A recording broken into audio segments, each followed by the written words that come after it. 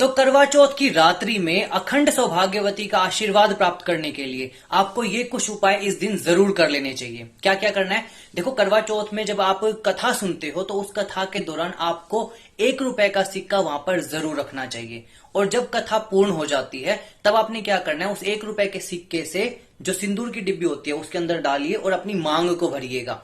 और फिर रात्रि के समय पर जब आप चंद्रमा को देख रहे होंगे उस छलनी में से, तो छलनी में से चंद्रमा को देखने के बाद अपने जब पतिदेव को देखोगे तो आपने उसी 1 रुपए के सिक्के के ऊपर जो सिंदूर लगा हुआ है ना, उसी का ही तिलक अपने पति के मस्तिष्क पर लगा दीजिएगा। इस रात अगर वो आप पर मोहित ना हो जाए तो मुझसे कहिएगा। इस रात्रि में आपने अपने ही घर के मंदिर में एक लोटे के अंदर जल भरकर और उसके अंदर थोड़े से अक्षत डाल देने, यानी कि चावल डालकर पूरी रात रखे रहने देना है।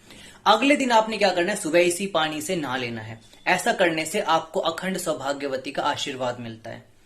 इसी रात्रि के दौरान आपने अपने घर के ही मंदिर में या फिर अपने घर में किसी भी कमरे में आपने एक लोटे के अंदर 7 लौंग, 7 काली मिर्च और 1 कपूर छोटी सी आपने डालकर रख देनी है। अगले दिन आपने सुबह इस पानी को घर के बाहर फेंक कर आ जाना है और इस लोटे को धो लेना है।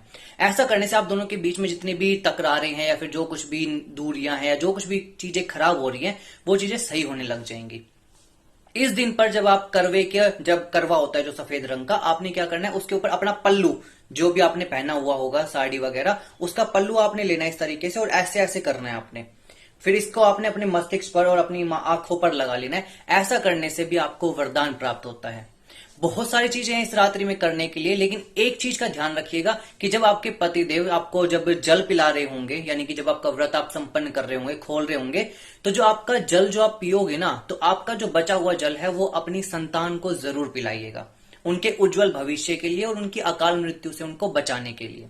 तो वीडियो को ज्यादा से ज्यादा शेयर कर दीजिएगा, वीडियो को सेव कर लीजिएगा ताकि और भी ज्यादा लोगों की मदद हो सके, आपकी मदद हो सके। जय श्री राम, जय बजरंग बली।